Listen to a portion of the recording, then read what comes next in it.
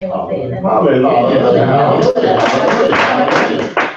past year, what have I done for Yeshua? And I mean, I know I haven't done enough, but I will say I've gotten a little more time. So thank you for that. Yes. And last night, I don't know, this chapter, Romans 8, was on my mind last night. And this always been a favorite scripture of mine. But I got a little more understanding of the scripture. I'll be reading it again, but it always stands out to me. And we know that all things work together for the good of them that love God, to them who are called according to his purpose. For whom he did foreknow, also did predestine, to be conformed to the image of his Son, that he might be the firstborn among many brethren.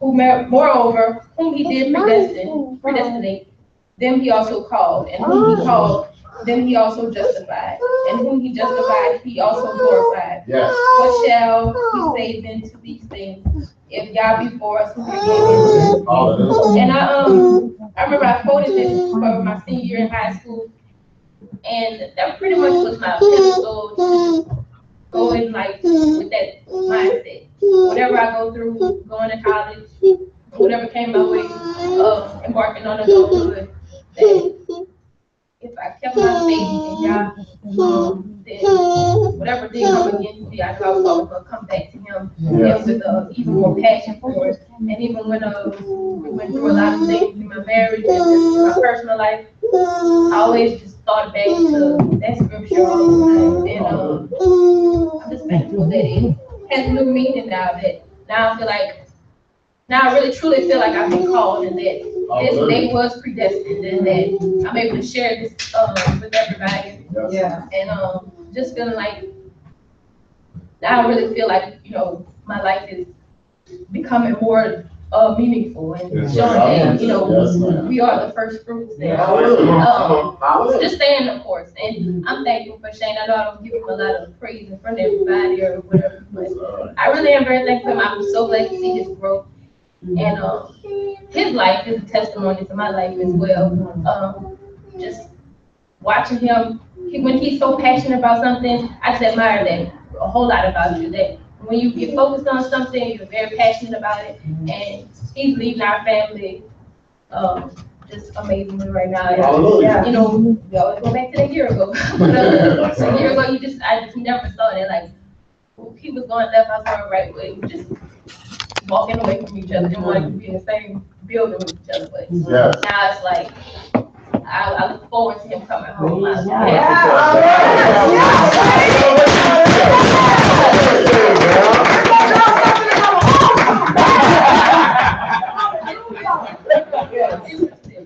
Definitely, I think that we've been able to sit down and talk to each other. Just being able to grow up. Yeah, growing up and becoming friends. And, like, I didn't see him as my friend. God's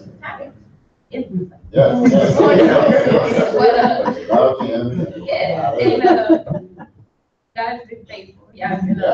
He's been true. He's been deserving of all the glory in this situation in my life.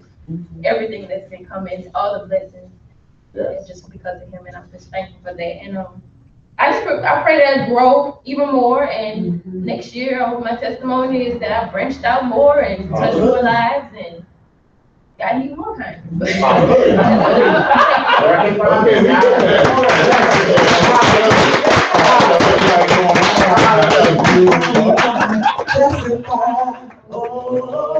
Somebody ought to testify. For Yah lives, for Yah died. Somebody ought to testify. I say somebody ought to testify. Oh, somebody ought to testify. For Yah lives, for Yah died. Somebody ought to testify. Hallelujah. Shalom, shabbat shalom. So when Pastor told us, a few months ago that we were gonna have to, or he wanted us to, try to testify about what we've done, what we've done in Yah's name, and what will last, forever, not just over the the extent of a marriage, not just over the extent of a family, but it will last forever. Hallelujah. I just, no, sorry, when I get up here, I get so passionate. So, I mean, whether it be from, and Pastor mentioned it yesterday, but whether it be from trying to help T5 with the choir or the media team.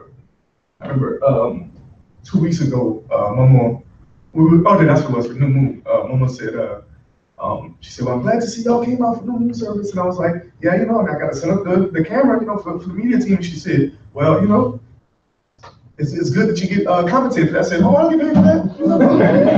She said, well, I said, okay, I do get paid. It's not in monetary things. It's for y'all. It's for His glory. It's for sharing the good news. So, of course, I get paid for that. So, whether it be for cleaning the church, we get paid. But that's also, just part of y'all's work, part of His service. And we're grateful for Him.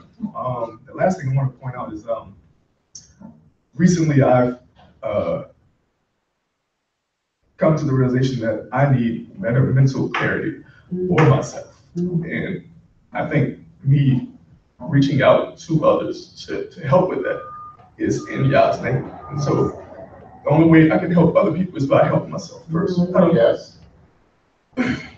don't take care of myself enough. And so I think that's something for me to focus on and be better on for next year, as Janae said, just my own mental clarity so that I can continue to help others. Hallelujah. Boy can testify how y'all took out that heat in the fiery fire. Come in, Daniel, what do you have to say? The lion's word made pillows from my head to lay. Somebody ought to testify. Oh, somebody ought to testify. For Yah live, for Yah die. Somebody ought to testify. Shabbat shalom. Shabbat shalom.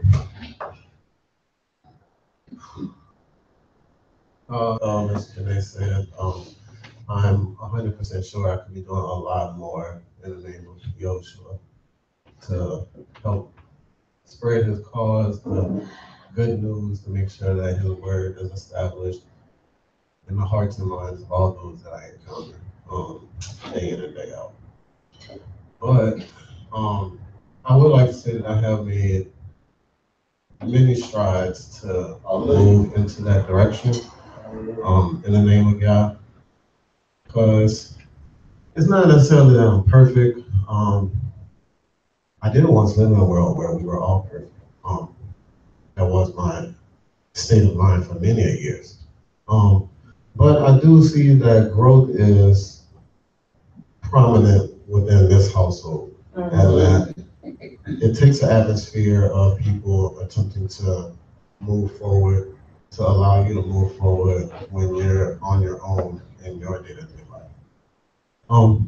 So it's not necessarily that I've done a lot in Yah's name in voice, but in my actions, my work ethic, how I try to keep my fellow brethren, whether it be just my employees, co-workers, or just friends that I know personally. I always try to keep everybody uplifted to a degree to make sure that they do know that work is still to be done. That the job is never over, that there's never a reason to really quit. That there's always more to keep aiming towards, that we can always continue to persevere because there is a light at the end of the tunnel. I would like to profess His name a bit more with my fellow counterparts, but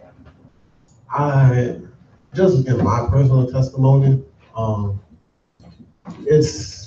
I kind of live in a darker place than more may imagine. I've seen multiple quotes, some people that smile the most be the ones hurting the most on the inside or something.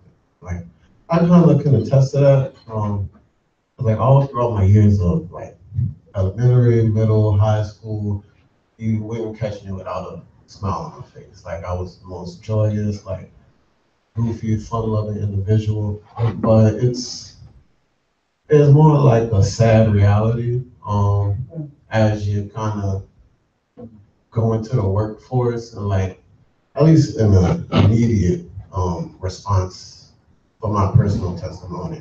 Because it's not as if I don't try to keep y'all's name esteemed when I'm with my counterparts, but it's almost as if they'd rather shun that light and keep it diminished more, rather than have it be exposed and really prominent in our walk, conversation, what we do day to day. It's just, you can always try to esteem it and make sure that Yah receives his glory and praise, but it really makes you have to look at your friendships and your relationships and make sure that you can have people around you that are gonna make you want to profess his name and make sure that you keep good friends with you and around you at all times. And due to my upbringing for myself, I've always been told that I'm a bit more mature than the regular 21-year-old. I mean, for my turning 21, I went and played putt with my lady friend, and I've told that to a numerous amount of people, and they just found that astonishing. I don't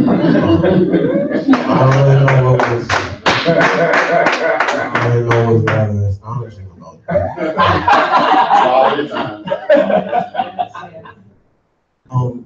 But it's just not little things like that, but it's just things of that matter that a lot of people, I guess, have heard a story otherwise, and it makes them really question what it is that I'm doing. But at the same time, whenever, I mean, most of the part, I'm like one of the hardest workers in the workforce, for lack of a better term, that you will encounter. And that speaks a lot to, it's not like it speaks a lot, because at the same time, with me being a hard worker, I don't say much. Like I really be quiet, just getting the work done. And I feel the most part about everybody that I work with, they don't know what to make of that. They don't know why I be working so hard.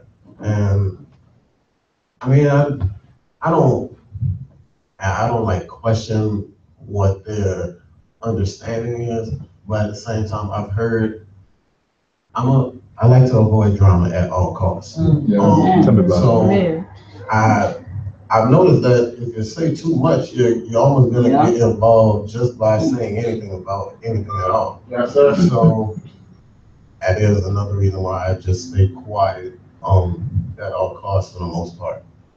And with me doing that, people understand that I don't like to be involved in any stories that involved with negativity or can bring other people down. I'm more of an uplifting type, trying to make sure that everything is going good and everybody's taken care of. We can handle what we're doing. It's not anything too strenuous. And people aren't necessarily trying to take upon that realization.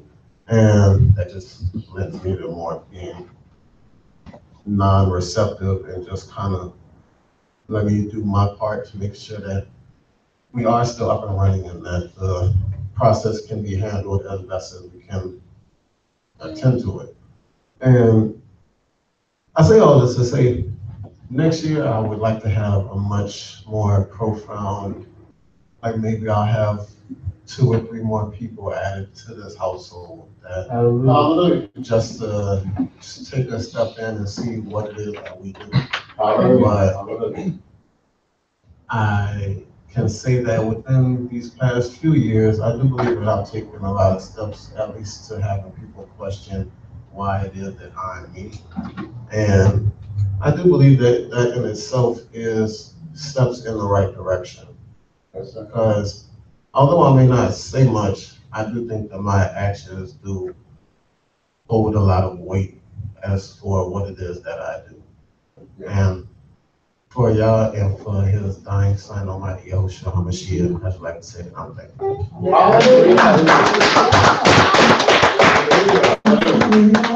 Testify. Oh, somebody ought to testify. For God live, for God died. Somebody ought to testify.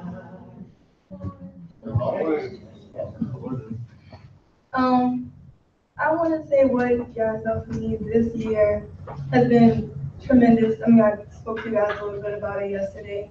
It's just one of the big lessons that I learned was being able to, I guess, be comfortable with expressing myself and not necessarily like going into the little shutdown spirit that I have and just internalizing everything. And I don't know, it's been a wild journey, and I'm proud of myself and what he's been able to do with me. And I think that's why I was so eager to do the fast and to come and stay the night and everything, because I don't know, just leaning on him this past year has kind of just, internally just turned my life around basically. And one thing that I really gained from my experience this past year has been not being so quickly like irritated by like the smallest things. Because I was telling Steven, I was nervous to come. I'm like, okay, we already haven't been eating. I worked all day. I'm so tired. I know that if anybody is loud, I'm probably gonna get irritated. Like, we can't drink water. Like, I was so nervous, but when we got here, and even with the getting up through the night and everything, I was still at peace the entire time. And I wasn't expecting that. I know I was looking a little rough getting up. I felt peace on the inside. And I don't know, I kind of surprised myself. I didn't know that I would react like that, because I really thought that I would be ready to go home, especially, just sleeping all out in the open around people I'm not used to sleeping around and stuff like that. But everything was absolutely fine. Like I said, I would try anything once. And I tried it, and it was peaceful, and I'm very thankful for that. And I can definitely feel him working in me. And like just said, I do want to try to get more people in the house. I mean, we talked to our friends about it and stuff, and luckily we've always gotten good responses from them. Work is another thing. You don't want to hear what I have to say about that. But as far as our friends go, people we really have connections with, they don't fully understand, but they don't like turn away from when we try to express what we do and how we do it and why we do it. And so I'm very thankful for that. Hallelujah. Come on, testify. Hallelujah. Hallelujah. Shalom, Landon. I'm just happy to be found in the house one more time. I guess I'll really talk about what I'm thankful for, getting to where I feel I have done and haven't done for the Almighty and His Son. But I'm just thankful my spiritual family. It's like Overseer said, it doesn't get any deeper. Blood doesn't get this deep. Serving the Almighty. I have family on both sides. My mother's family and my aunt's family, and I love them all, but you can only love so far. Until like I say, you gotta be trying to live right. Yes. You gotta be trying. It's a two-way street. And like I say, we pray for all, we love all, but for most of all, we pray that they all come to the truth to receive salvation. Yes.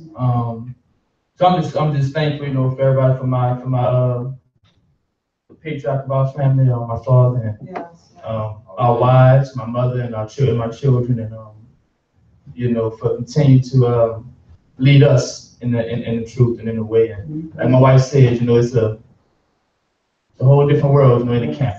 Being out there on the outside, it's it's night and day, literally night and day. We have a routine weekly. We have still working that day routine, the prayer and whatnot, getting the day to day. But we, I'm thankful we haven't missed a feast day, a festival this past year. We've missed only a couple Shabbats, and So, first of all, I've praised God that I was able to be baptized in His name, in Yeshua's name. I'm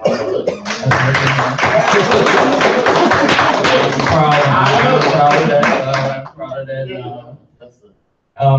At one point I thought it was a little premature, but the father's let me know it wasn't. Like I said, yes. So like I said, it's up to me. I make it. What it will be. In my carnal ability. So I pray I've given them enthusiasm. I feel like not only here at the house, but in my day-to-day walk, feel like like my wife said, when I find, I've always wanted truth. That's all I've ever seek in everything. It's the truth and everything, and whenever and then obviously there's nothing truer than the truth. So I am thankful that I can be more, that I am passionate, about our walk, and it is drawing me closer, and it's making me a better man, in the flesh and in the spirit. So I thank Him. I've accepted His law as truth, as we said, His law. People want to accept, the Messiah, but like they don't want to do nothing, they feel like they can accept the Messiah and just live any type of way, but in that acceptance, there's a law. It's a covenant. He said He'll do that, or His Son has done that for us. But in order to receive what He's done, we have to be living a certain way. We have to be doing certain things and not doing certain things. I'm thankful for the fast that we've just embarked, and the kind of conclusion of the testimonies. Have just taking it to another level. And then praise God, He's put it on my heart to raise my children in the truth. To make the way easier for them to live the way. I can't complain about anything. I was raised here. Me and my father talk about this being a diamond in the rough. Not only in this part of New Orleans, but not only in New Orleans, not only in Louisiana. Not in the country. This is a diamond in a global, treasure, a secret place, a hidden place. And I was able to be reared here. My grandfather, he did.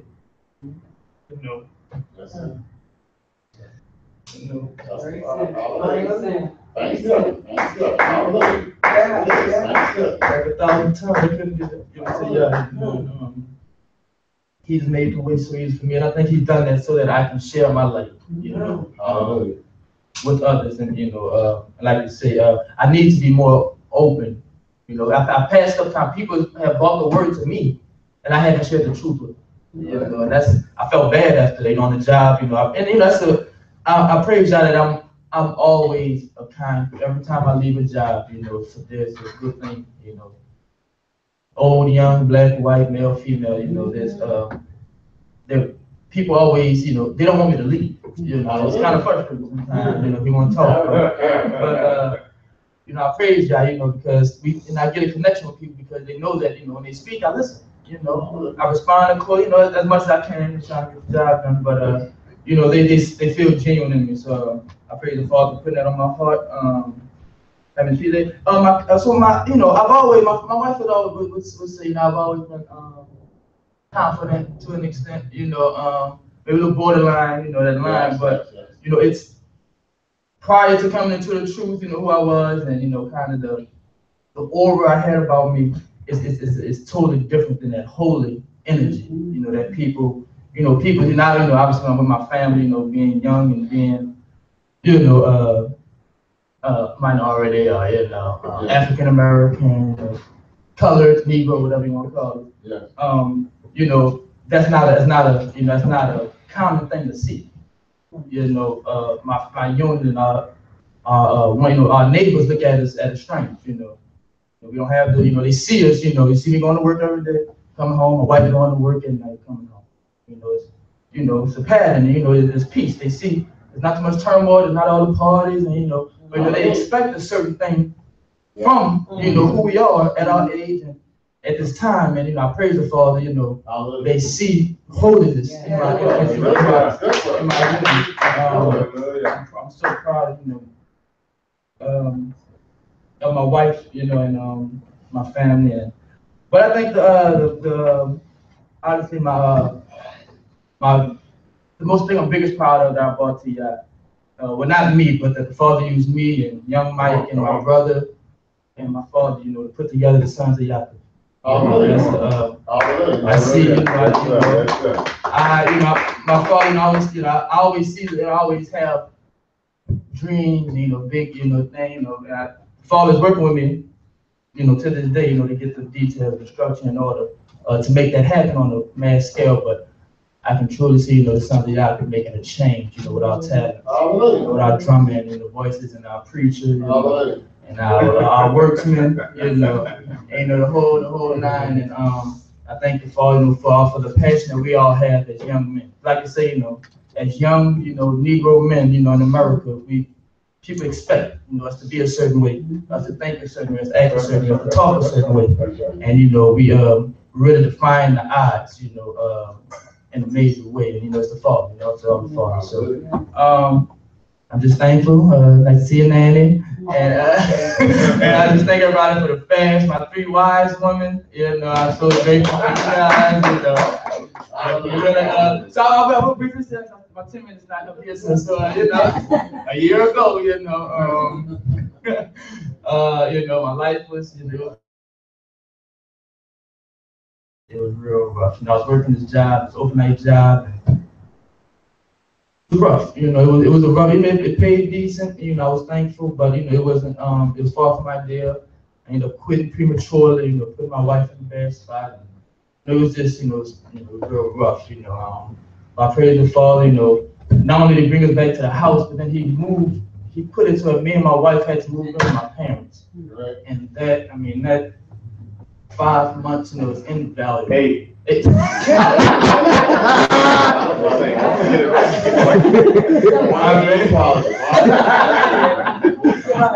know, we can't. The lessons that, you know, that we learned, that my parents taught us. You know, you can teach, you know, so much. You know, then you get out, you get on your own, but we're able to come back. Like OT to say, you know, that, you know, y'all didn't design for us to, you know, send our children off at 18, you know, and then, you know, and let the world have their way with them and just, you know, pray for them, you know. But, you know, I think we were designed, you know, to be in the, you know, together as a unit more, you know, for a long period of time, you know, generationally.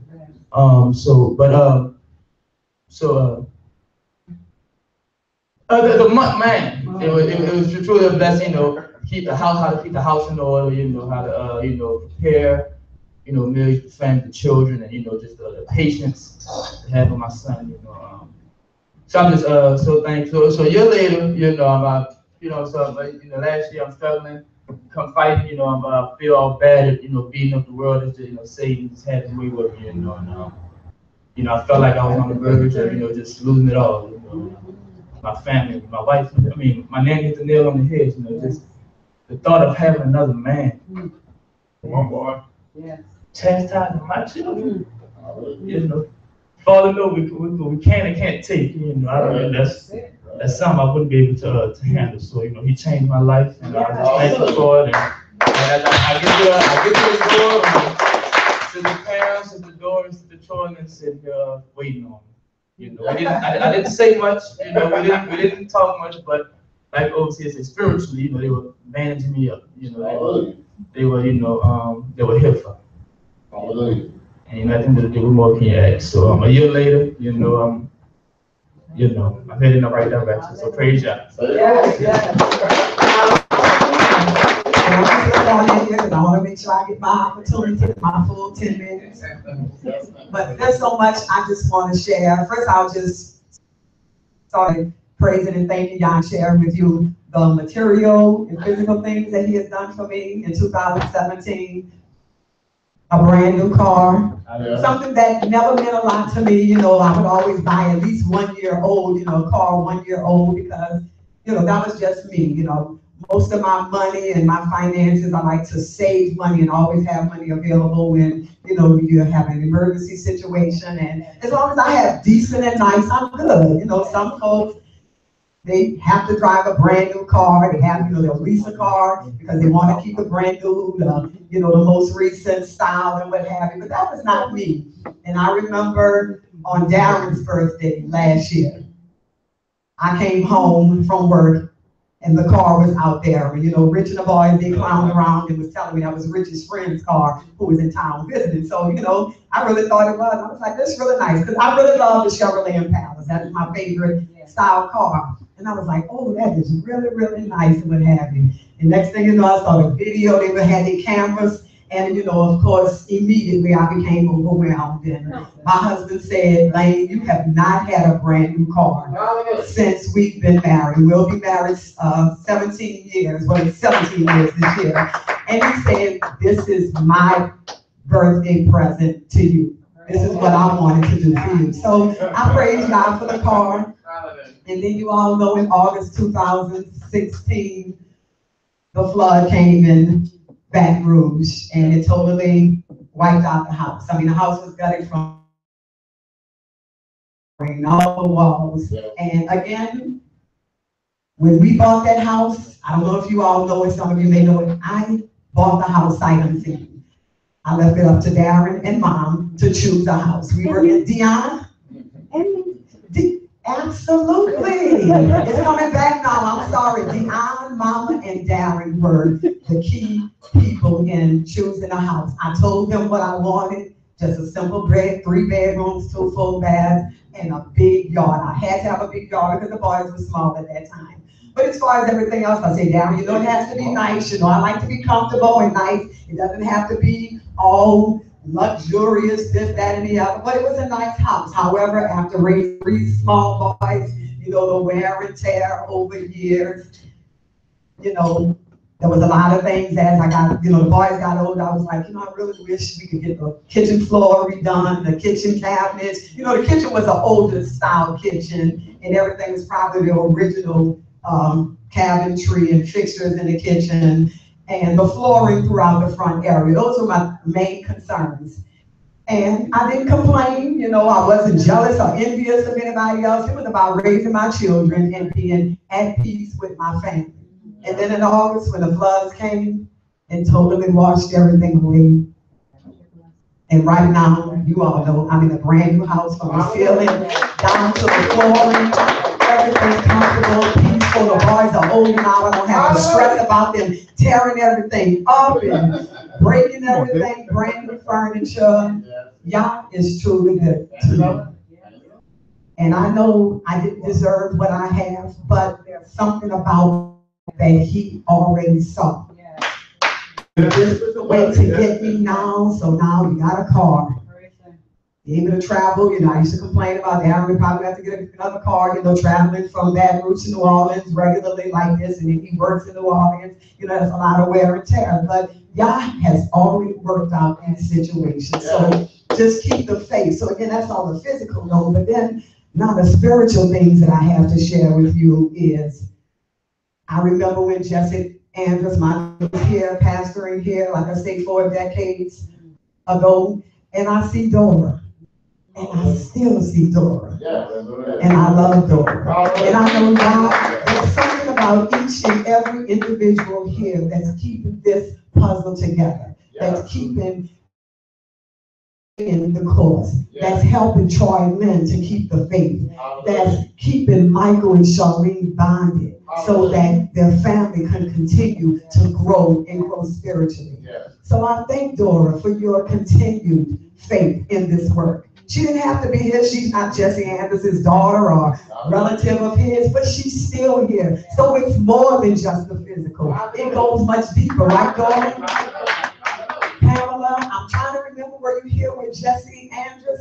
Yes. Like I said, I'm trying to put it all together. Pam is still here. 4+ decades, she has stayed the course. She know it's not easy. She's testified it's not easy. We all at some point feel like we just can't go another mile. But then when we look back over our lives and just see where he's brought us from and where we are today, I mean, what else can we do except fall on our knees, continue to pray and ask him to have his way in our life and give us the faith to continue the course. Hallelujah. Yes. Gregory Samuel, my brother, he was here and he's still here. Yeah. And the family, they're still here. There are so many things that Greg separately and Calvin separately during the time I stayed with them during the flood that they shared with me. And you know what? All I did was pray. I said, y'all, I know this is not your will. This is not going to be the outcome of what Calvin is sharing with me when she gets me in her corner and what Greg is sharing with me when he gets me in his corner. I already know they have 4 children, grandchildren. I know this is not going to be the outcome of what my physical ears are hearing. So I took it deep. All I did, I listened to him, I listened to her. I said, y'all, just have your way. I know you did not bring this family this far just to leave them and for them to split away. There's too much invested physically and spiritually. So I praise y'all for that family. I praise them for where they are today as a family. I praise y'all for bringing Pastor Michael here to oversee this flock. The road, we don't know the path. We just have to stay on the course. We don't know what has been laid for us. Maybe 2-3 years ago, Michael would never dream that he would be pastor in House Eternity. Probably thought this was Greg's, until y'all return, until Greg closes his eyes. But somebody asked me with so announcement was made, Lana, since Greg will no longer be pastor of House Eternity, you're gonna still be attending? And I couldn't respond right away. I had to stop, pray, because I thought that was inappropriate for someone to ask me something like that. Greg is only a man. Greg is my brother and I love him. He was the leader. He's still a leader of the word, a teacher of the word. But I felt offended because I felt like that person thought that I was here because of Greg. So I was a little offended, but then I thought and I said, no, I'm not going to respond yet because that person probably isn't seeing it that way. They just asked the question. So then I just said, I'm just going to let my continued presence speak and respond. And I didn't want to say anything that I shouldn't say. I just said, this is my foundation. It wasn't about my father.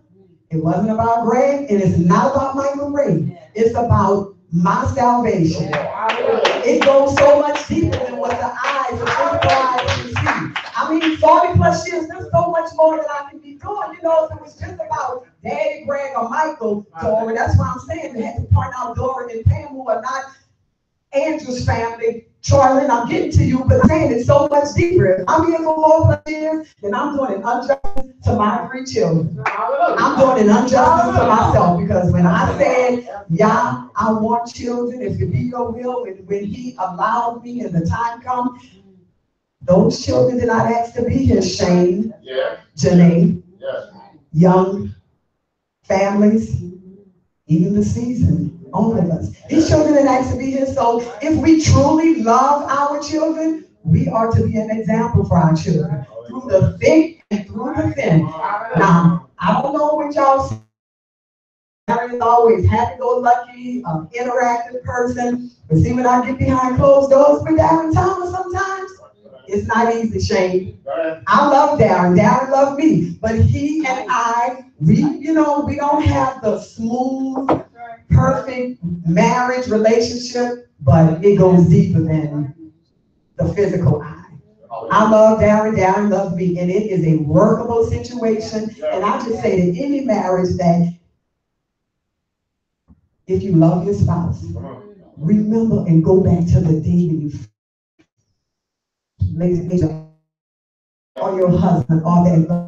You know the fire, you know the flames, you know Dion, you remember all the Yes, you know.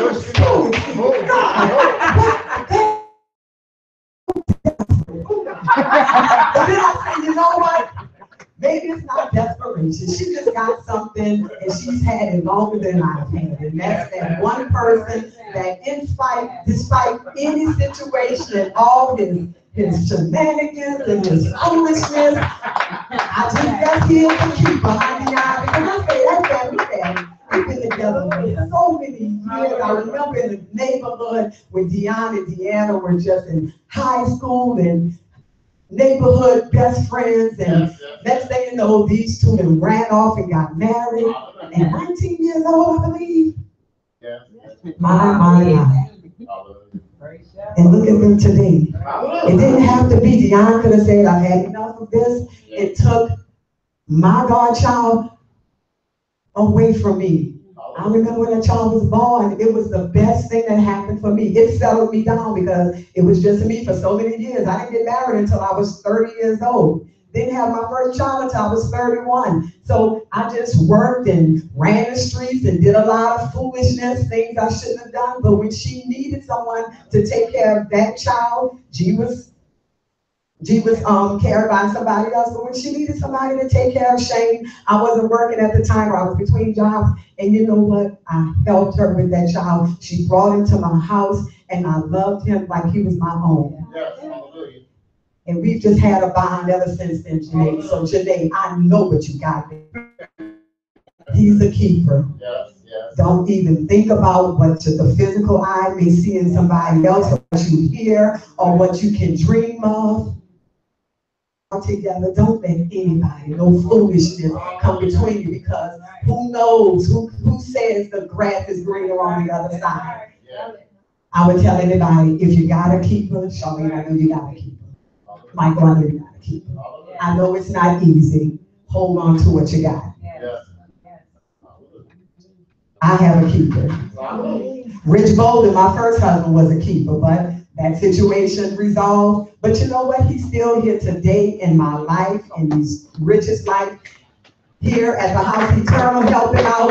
You know, God's just been so good to me to just let all of this just go by the wayside. So I'm telling you, stay the course. Keep the faith. And to my children, Rich, when he starts talking, Rich he don't stop. Last night, he just went from, he was 2 years old when Daddy passed away, but he just quoted so many of Greg's messages from the past. Because when he started talking, when Janae is not with him, his girlfriend, he just talk.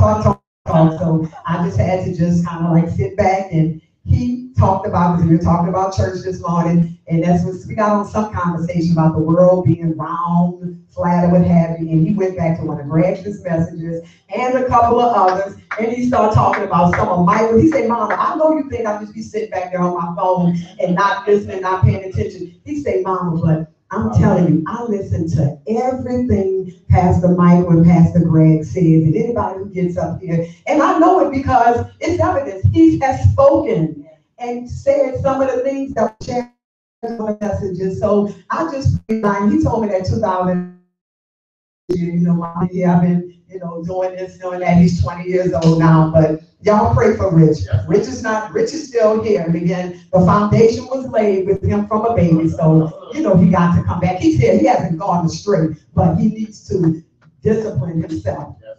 Darren and Dayton, I know I'm past my time. Darren and Dayton, just awesome children. I love them. They mean so much in their own unique way. It's just inspiring for me. And the last thing I want to say is, Charlene asked me to do the message for the women's program. I think it was back in August when we had the conversation. Yeah, but because she asked and she needed someone, and she was asking others, it has made me really get back into reading my Bible and trying to learn and understand, because when I present, I want to be able to give you something with some substance. So, and I've been pushed back on the schedule, and that time is me, and it's just had me more involved and really into the Bible. And I've read some things that I hadn't read before, because I haven't read the entire Bible, and some things that I've read before, and I see things differently now. And it's an awesome, awesome piece of material. So I say to anyone, read the Bible. Read it a couple of times. Understand what you're reading. Ask. Use your source material. Understand what you don't understand. But it is an awesome, awesome piece of work. I'm reading in the book of Acts, and the book of Acts is just really inspiring and encouraging for me. So keep the faith, saints. I love you all. Troy Lynn, she's been here from the beginning.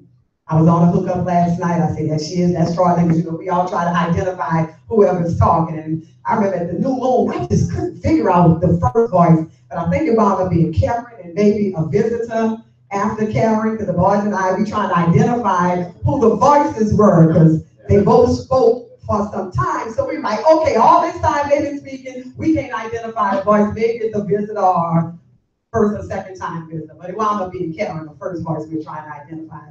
But when we're not physically here, you know we are spiritually. And I love you all and thank you for this opportunity. Somebody ought to testify. Oh, somebody ought to testify. For Yah we live, for Yah die. Somebody ought to testify. Hallelujah. Hallelujah. Name of Yah. So just briefly,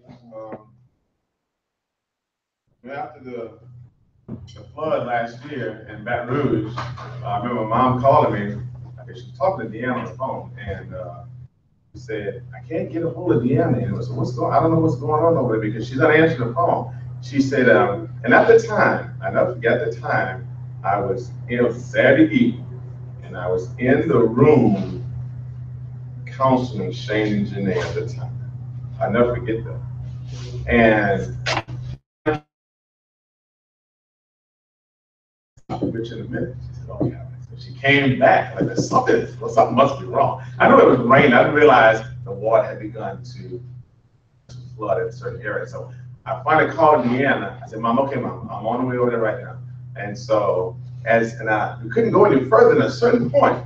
And so I had to park the car at one point, and then we had to walk, and I'm wondering where else were they, and I see them finally walking out of the neighborhood towards the main highway. And then my mama said, she called back, "Okay, what about your sister? What about Lana?" I said, "I haven't talked to them." "What are you doing?" "All right, Mama, chill, all right. We're gonna figure it all out." And so I got hold of Rich, I believe, if I'm not mistaken. And so finally we are, but when Yah has a plan for each and every one of us. Yeah. And so, John and I bought a house in Baton Rouge, the third house that we purchased, praise Yah. And it's really nice, big yard, and all. Some guys have been there. But we know this is not for us alone. And we knew that. We had no doubt that whatever Yah blesses us with is not just for us. And so praise the King that as with all the flood, we were able to comfortably, host Land and her family. Yes. Deanna and her family. Yes. Sandra and her family. And okay, all right. Tyra came by once, but I'm not quite sure why, but she showed up.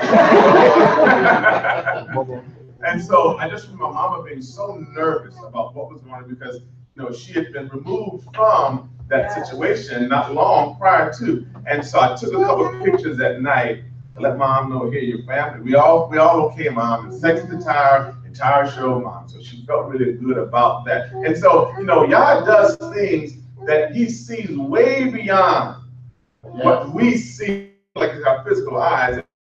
A way to where we're able to receive our family members for a little month or whatever that time was. And I have to tell you, we had such a good time. We had a wonderful time. We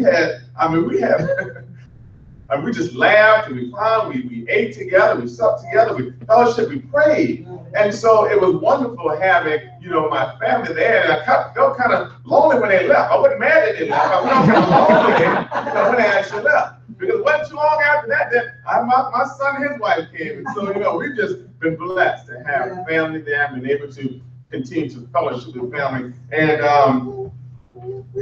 my wife and I, about maybe 6 years ago, we decided that as a women's shelter in Baton Rouge, St. Vincent's de Paul women's shelter, we decided to go over one day and just do some work.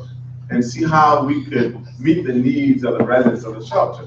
And that's what the scripture right there says, for it is much to the least that you're doing to me. And so for the last 6 years, the last Friday of every month, we have provided the meal for the residents of that shelter. Hallelujah. And so we go over, and a lot of folks, they drop the food off and leave. We go over and we serve the residents of the shelter. So we don't have to do that. I don't have to, we want to do that. Yeah. And so we serve them, we wait there, after they're done, we pick up the plates, we put in the trash, we take the trash out. I said, no, we're full service here. No? We take care of it. So my son, his wife, has shared that with us, Manny, and both my sons, their wives have joined with the grandkids, Dayton and Josh. And they've shared that time with us as well. Because, and Rich and Juan, they've been there with us doing the work because, they want to. They ask questions, well, they don't look like they're homeless people. I mean, they don't, places that okay, they don't look like they're homeless. I said, well, you don't know what's going on in someone's life. A lot of these women have been in abused relationships where they've had to leave their dwelling and they had to find a place to stay. And so it was a learning process as well for them, for us all. But more so to understand that this is what God expects from his children, to do the work for those that are less fortunate. And so every Friday, man, I was a little upset at myself because yesterday was that last Friday. And so I heard him, I got on the phone, and I called Domino's to deliver pizza to the residents because I was not have been there to do it myself. And so it's important that, and one time I forgot, Dion, I beat myself up like you would not believe, because it slipped my mind. And I said, but maybe they have to eat. And they'll find, at the end of the day, they'll find something that's in the refrigerator, but it's not like what I know we should be providing. And when we ran out of food, and I looked at Dion, she said, you're going to get some food. And I said, yes, I have no choice. So, it's such a good feeling. I told my wife, I said, what a way to bring in the Shabbat. What a way to bring in Yah's Sabbath by doing what his will says that we should do, by doing good for someone else. What a way to bring in the Shabbat. And so I praise God, and he prays on, I want to continue to do. And then when there's a family, and we contact the administrator with the family, preparing to leave the shelter, and they'll find assistance with the rental housing and all, and we adopt that family, and then we take them on their very first shopping outing. The kids need, during the summer, kids need uniforms from school, they need clothes, they need food, the first time. And so we do that in honor of keeping Yah's holy law. Allah says, God, the law says this is what we should do, and this is what he expects from us, and we find so much joy. We get so much satisfaction. And I mean, it just so happens to be God's law. We do it because it's the right thing to do, and we love doing it. And it coincides with what God says we should do. And so it's a great feeling that we visit the sick, we visit those who are infirm, and so we're just going to continue to. And this time next year, we want to do more. We'll continue to extend ourselves even more in doing God's will. And so, I cannot tell you how overjoyed I am to have my family here, praising God, serving with me. I'm listening to my sons, my daughters-in-law, and their testimonies, and it hasn't all been easy. The road has not been easy, but when you know that there's a light, if you can see a glimmer, that little glimpse, and that light is Yeshua. That light is he's the Father of lights. And so as we've had our discussions, whether it be one-on-one, two-on-two, we've had our meetings, and I see where the growth has taken place, where we're all now headed in one direction. Collectively, we're heading in one direction. And I think back on how my father was able to manage 12 children in their respective lives, and I have 2, and it's boy, I tell you something else. I have 2, but you know, it's a good work. We can bring your family together, and because a family that prays together, that family stays together. And so we continue to pray, and we have we get on our conference call, and we share with one another. And I think the main thing that I have expressed to my family is to continue to, I think they say, to communicate with one another, to continue to be open with one another. My sons, and they testify that, you know, there was a time they could have been in the same room without ready to jump, just to battle with one another. But they spend quality time right now, and they talk about the goodness of the King.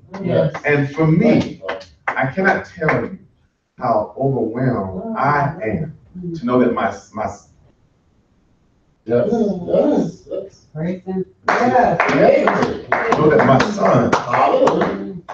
are in the way, in the truth, and their wives along with them. And I couldn't do this by myself. No, I can't. I couldn't do it by myself. I can't. Without the, you know, so when I asked you, I said, so y'all, how do I manage my family? How do I continue to keep this unit together? How do I continue to you know, be able to respond to each of them in a way that is pleasing in our sight, yet, you know, facilitates their needs as well? And I realized what I had to do first was work on me. And if I work on me, and if I stayed in the way and continue to serve him in the truth and in the light, then I knew he would bring everything else together and give me the words to say to each of them as I needed to do that. And so, and you know, we've had some really profound discussions, you know, in my family, and I just praise God that he's seen us through the challenges and the tests and trials that we've gone through. And, you know,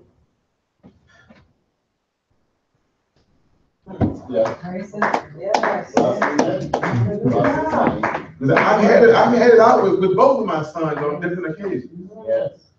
And it just, you know, I think back, I'm not proud of how I did it at the time, but you know, I had it out with both of them.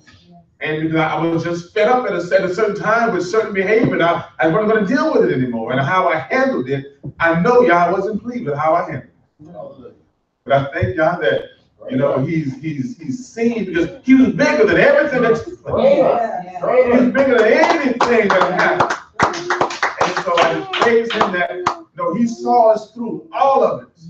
And now we're here together right now. And my madam, you know, I don't, words can't express how grateful I am and fortunate how blessed I am for my madam. Who has stayed at my side, thick and thin. And in a few days, it'll be 30 years. 30 years.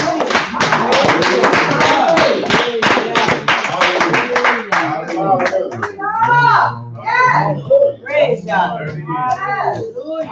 remember the days when, you know, I was courting my bride, and, you know, I tell her, I was joke that, you know, she just befriended Deanna just to get to me. Y'all know that. She'd be by the house all day long, peeking in my room. Deanna, room over there, girl. You know, and so, but, you know, and so 30 years later. And so I just thank y'all for my bride and for, you know, what he's seen us through. Because it wasn't by anything that I've done, anything that she's done, but by his hand. That because he saw this day, he saw today when I began courting her over 30 years ago. Y'all saw this day. And there was a need, there was a reason that through many dangers, toils, and snares, through all that we've gone through, Lamont, that he kept us together. Because he knew there would be a need for us to lead and guide our children and their families. And so I just praise him. I thank him. You know, I said, y'all just keep me grounded, keep me on the straight and the narrow. And I'm even more so reflecting back on the teachings of my father and the things that he shared with me on how I can keep my marriage together, and then how I reflected back on how he kept his family together. And those are lessons now. I was speaking to Sister Dora the other night, last night, that now, because I heard these things, I listened to them, but they weren't necessarily resonating with me because I wasn't in that situation. But now I'm actually in those shoes, and now the practical application of those lessons are now coming to fruition, and I understand now what my father was saying. I have no complaints. I have no complaints. We just continue to praise God. Thank Him for my spiritual family, all my brothers and sisters who I love so dearly. And you know, Yah has a plan for each of us. And I remember when I was in school years ago, about 3 years ago, and one of my cohort members was a minister, and I said, well, where's church? Well, I'm not attending this church right now. And he said, you need to get back into the house. You need to get back there. And so that stayed on my mind. It stayed on my heart. And I was praying to Yah that, I need to return to the assembly. I don't know how you're going to do it. Yes. I don't know how it's going to happen. Yeah. But my prayer was that I return to the assembly. And so, blessed be the name of God. His mercy endures forever. He's worthy to be praised. Hallelujah. We have a few more minutes. Testify. Yes, ma'am. Somebody ought to testify. Oh, somebody ought to testify. Oh, yeah, I live. Oh, yeah, I die. Somebody ought to testify. All right, I shouldn't drive on up here because I've been driving up back there. But I'm just thankful this morning. I know Pastor wanted us to talk about what we've done for Yah, but it's hard to do that without saying what He's done for us. You know, I've learned a lot this past year. I mean, a whole lot about myself, as well as about what Yah expects of me. You know, we all have talents, and Yah has blessed me with a lot of talents. Yes. But I don't think I was using them to His glory like He wants me to. And so I'm thankful that He's allowed me to do that. To now, when I'm asked to do anything, especially when it comes from the household of faith, that I'm willing and able to do it. Because He could have granted these talents to any one of us, but He decided to grant it to me, so I have to use them to His glory. I'm thankful for my family. You know, I've been reading in the book of Ruth, and I'm just thankful that y'all blessed me. Yes. Two daughters of Ruth.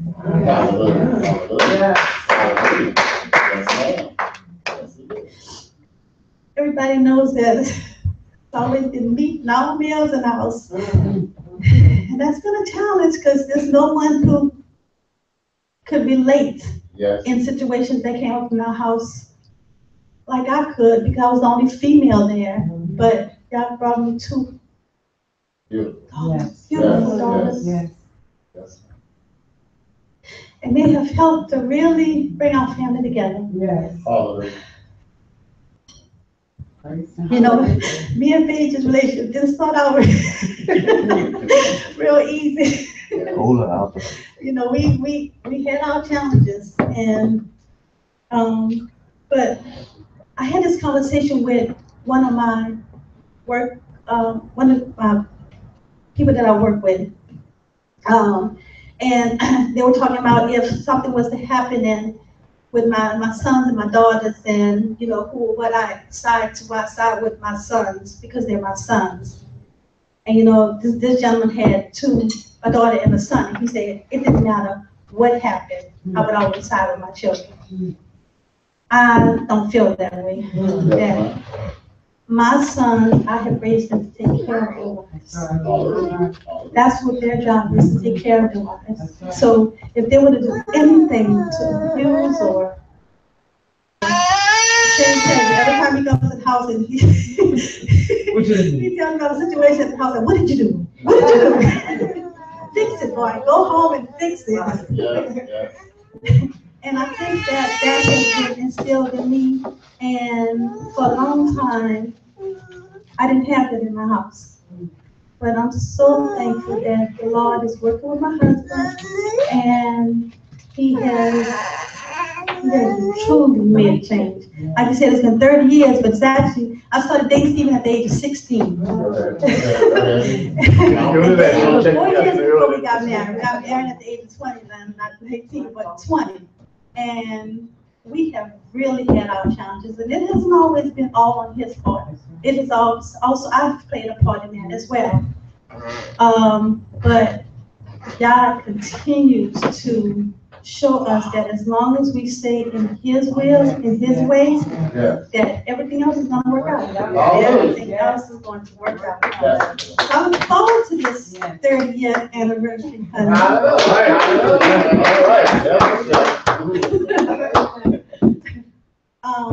So I just want to say that I'm thankful and I'm blessed. And lastly, I want to say that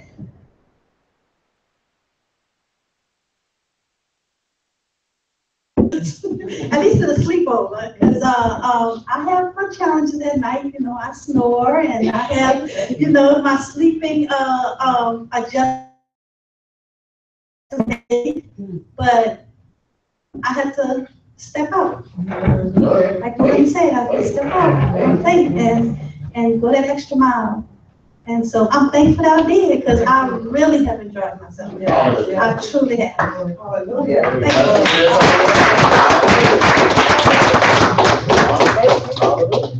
Thank you. We have a few more minutes. That's why I had one last just briefly. When I went to the store not long ago, Janae said she's happy that she's looking forward to her husband coming home. And I'm like, did you know that? Now you know. So even after 30 years, I was the whole, my wife texted me and said, when you coming home? I said, oh, child, I'm on the way, bro. Man, coming 30 years. Hallelujah. Bless you, bless you.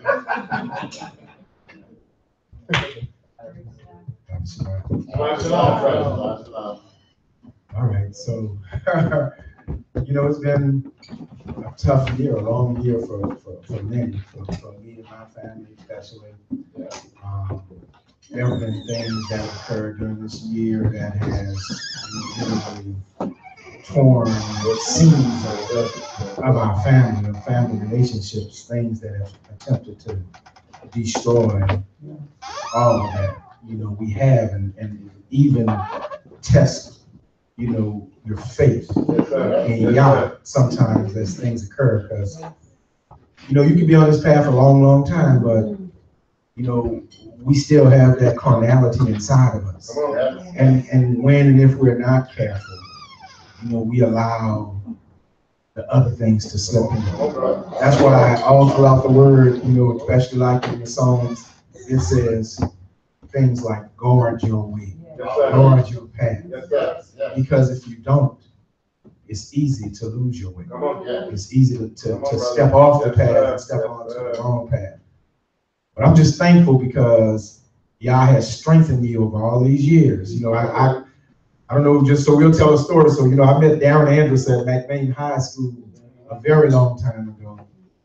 And I can recall at the beginning of our meetings, and I've said this before, he expressed to me that his dad was a pastor, that there was a church that he attended, and he told me about the church that they went on Saturday, and that they didn't observe, you know, the holidays, Christmas, and all this stuff. And I can recall being like like Saul, being the chief persecutor of him. Now he was able to handle it because we formed a very close relationship from the beginning. So it was like, you know, Pastor Greg always said there's no such thing as a coincidence. And I think basically I met Darren literally the first day of high school. We were in the same homeroom. some kind of way, because our last names are near each other. But some kind of way we wound up in the same homeroom. You know, homerooms are usually done alphabetically, but some kind of way Rain ended up in a homeroom with Andrews. You know, it's not a coincidence. So, you know, the Father meant for me to meet him and meant for, you know, someday for me to get on his path. But as I said, I persecuted him in his way for a long, long time. As a matter of fact, throughout high school. And it didn't change until he got married the first time and went into the Air Force or whatever it was. And I'll never forget, one day after he was gone, I hadn't heard from him in a while. We were, before they had both of the bridges, it was just whatever they used to call it, just the one bridge going across the river. I lived on the West Bank, and so I was coming down, and I looked over to the left, and I saw Darren. I hadn't seen him in years. So we actually pulled over right at the foot of the bridge. Right at the foot of the bridge, got out of the car, you know, and greeted each other and talked. And as I was talking to him at that moment, I just knew right off that something about him was completely different. Was completely different, just in the way that he spoke, and the way that he acted, the way that he looked. And so I started inquiring, what happened? What's going on? What's different? So he started explaining to me how he had actually found his way and was on the path and was studying the Word, and that he was letting, you know, the Father lead his life or whatever. So I asked him some questions and stuff, and he started providing me information like those books from Ted Armstrong from that church. So I started reading the stuff, and then it just so happened that everything happens for the good. But I think right after I met him, I lost the job or whatever, and we were in sort of turmoil with the family, you know, not knowing what our next step was. So then he invited me here, and I came, and you know, I started learning and started listening and started spending. I had known Jesse Andrews for a period of time then, but I actually I've never really had a spiritual conversation with him before. It was just because I was, you know, his son's friend, like part of the family, because I used to be by the house a lot and stuff too. So I started learning, and I just recall this one moment that sort of changed it for me. I was sitting right over there, I remember. And it was right before service, and he walked over there and he asked me, would I do the prayer for that day? And I was like in panic, because I grew up in a Catholic church. And if you ever went to one, you know, you don't say much of anything in that church. You know, you don't get up and you don't pray. And I had been coming here watching other people pray, which for those of you who think you can't pray, that's a mistake. Don't watch what other people do or what other people say, because it's not about that. But in the beginning, you start thinking, well, if I get up and pray, I got to do that. Because if I don't do that, it's not going to come off right. I actually told him no. I was like, I can't do it. I just can't do it. So he came back up here and sat down, and I sat there for right before that service, and then, you know, it just started, my conscience or whatever just started getting me like, okay, you're trying to find your way, you're studying and you say you believe, but you can't even pray to him. You can't even do it. And that day I changed. So I went back up there and said, okay, I'll do this prayer. And so from that moment on, I was on the path. But I'm just going back to that because it was those times that have prepared me to deal with now. Our children, not only do I have my own set of children and my own challenges with them, Steve, like you said, you got 2, I have 4. And so it is a real challenge. And added to that now is I have 9 grandchildren as well. And so, you know, as the head of a family, you are responsible for all of us. So you sit above all of us. So I can't just be worried about what's happening at my own residence. I have to be worried about what's going on in these other places where my family is, you know, that they're separated.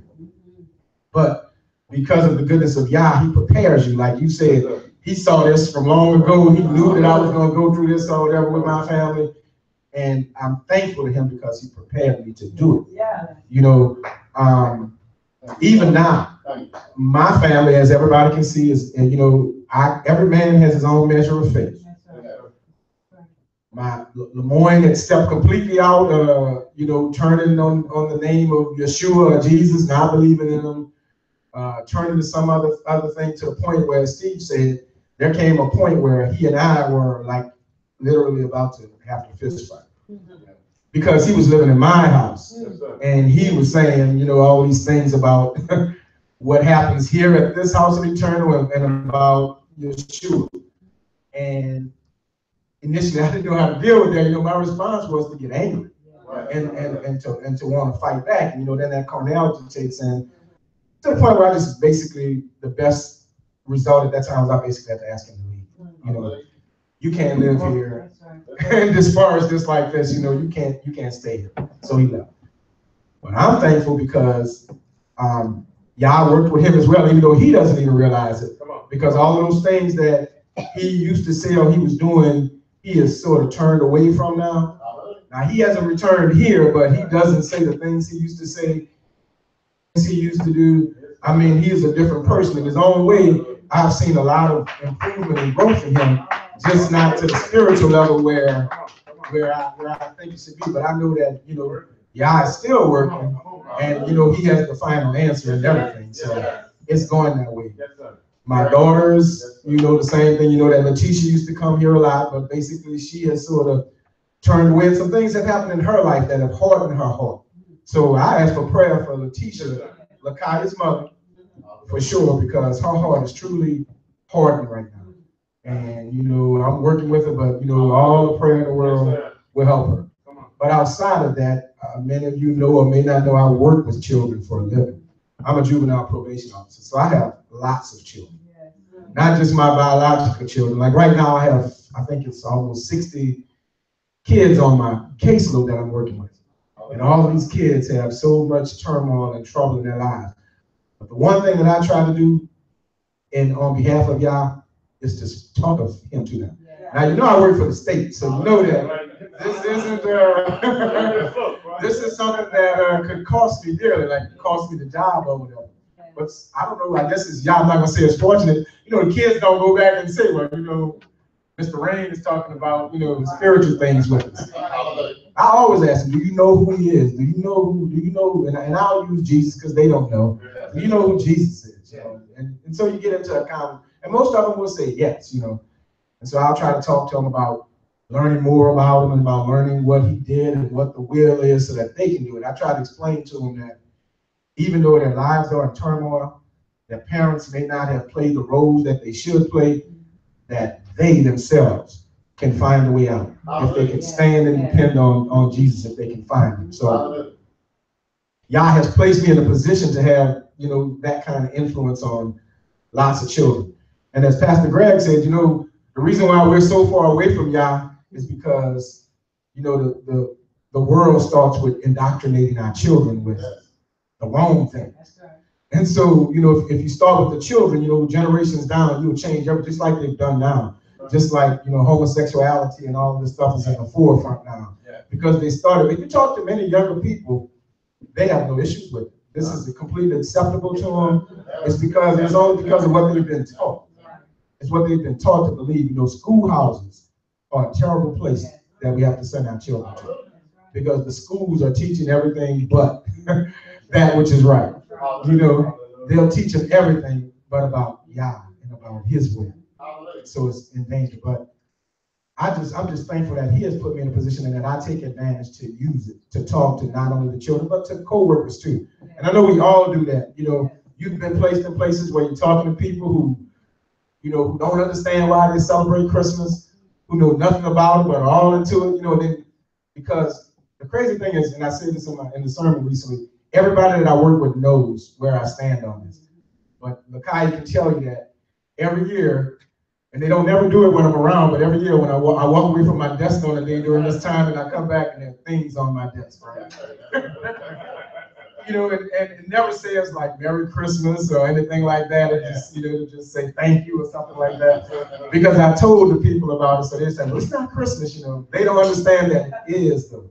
But same thing, I talked to Jesse Andrews long ago about this. I told him that was going on, and I told him that what I was doing initially when this would happen is I literally was going off on folks, because I'm like, what I believe, why are you doing it? And he said, that's not the way. He said, that's not the way. He said, let me tell you, you know where you are, the Father knows where you are. He said, so don't do anything to offend people. If they thought enough of you to give you something, you should say. You should just accept it and don't say anything. And I have, So I'm thankful to be here.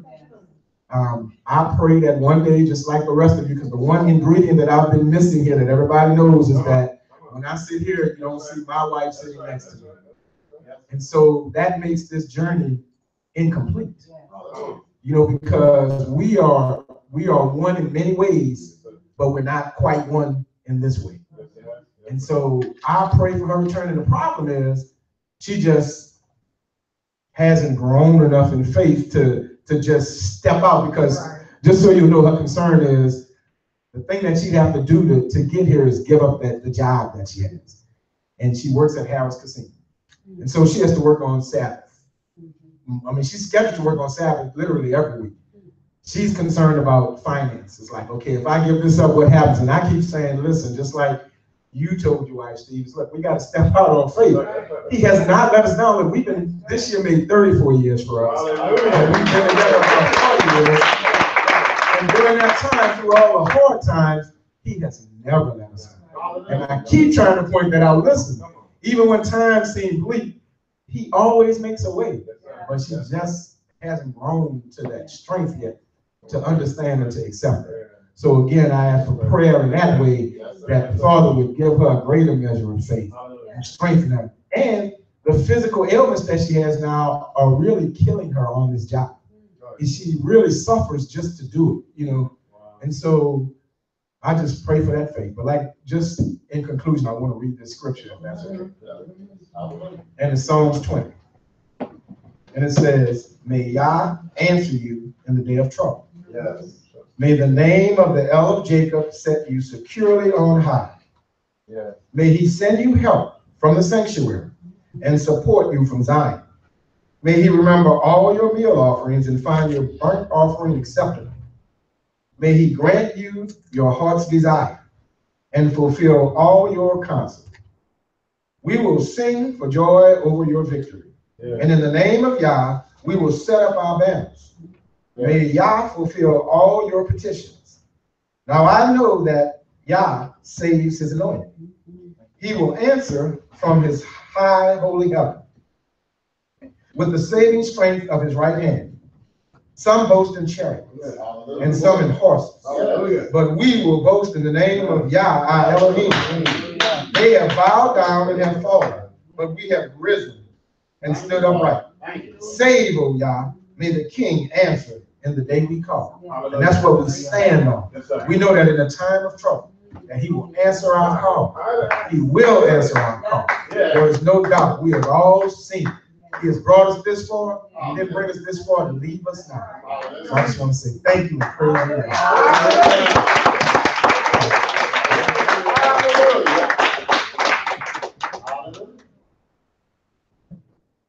One more, 5 more minutes. Anyone else? Somebody ought to testify. Oh, somebody ought to testify. For Yah lives, for Yah died. Somebody ought to testify. Just want to say good morning, and I want to thank you all for all of your testimony that y'all brought forward and stuff. Yes. But I'm just continuing on, just hanging in there and thanking y'all for his strength, because I know you all talked about y'all companion and y'all loved ones, and you know that I lost my companion. Yes, and as you always stating that y'all companion, y'all have been together and stuff, but y'all companion for a long time. Like Steve and he said Dion when they was in high school. So with me and Larry, when I got out of high school, and that was in 1978, so we have been together all that time too, from 1978 all the way up until the time he had passed.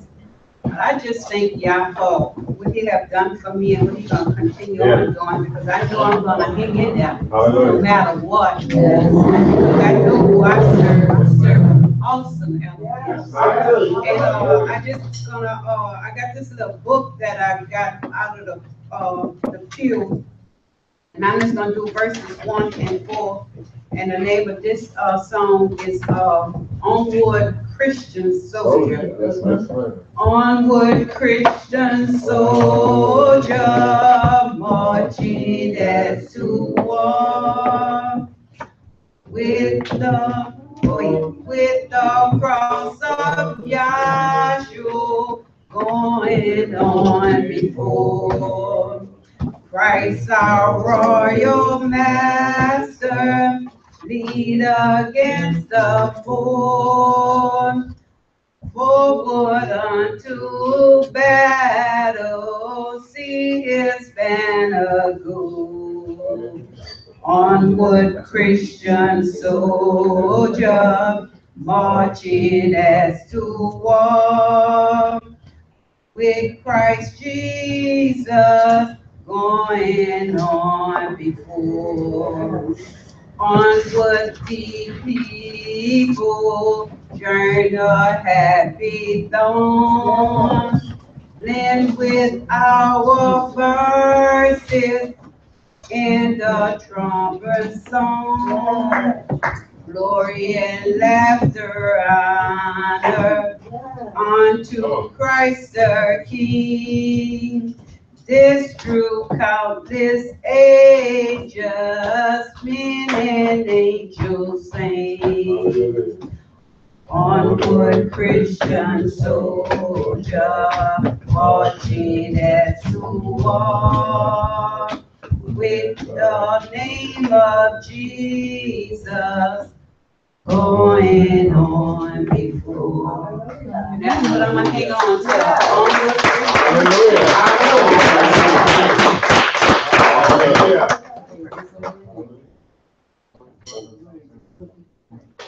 So, thank you for inspiring each of us. I know I was inspired by each testimony that was shared, the songs, the scriptures, just your presence. So, we will close out. I apologize if I was a little lengthy and maybe a few others and others wanted to, but you know your opportunity is just ahead. So, having said that, let's close out with, if you'll stand, if you don't mind. I will sing, hallelujah, I will sing, oh yeah, I will sing, hallelujah, oh yeah. You are the source, you are the source of my supply. God, I praise, I lift you high. I will sing, hallelujah, oh yeah. Good to see you, Tyrone. I will sing, hallelujah. I will sing, oh yeah. I will sing, hallelujah, oh yeah. For you are the source of my supply. Yah, praise, I lift you high. I will sing, hallelujah, oh yeah. What he has given you, he's given me, he has given me hills and mountains, level plains, he's given us, he has given us level plains, food and clothing, he's given us, he has us food and clothing, shelter, he's given us shelter from the storm and the rain. I will sing, hallelujah, I will sing, oh yeah, I will sing, hallelujah, oh yeah. For you are the source of my supply. Yah, praise, I lift you high. You are the source of my supply. Yah, praise, I lift you high. I will sing, hallelujah, oh yeah. Hallelujah, Hallelujah. We just close with a prayer. We say thank you, Father. Thank you. For speaking through all of your vessels, oh Heavenly Father. The word that we have shared in part during the course of these last 2 days. Scripture says, confess your faults one to another. We pray one for another. For the effectual, fervent prayers of the righteous availeth much. All who have laid it down and said, this is a need of mine.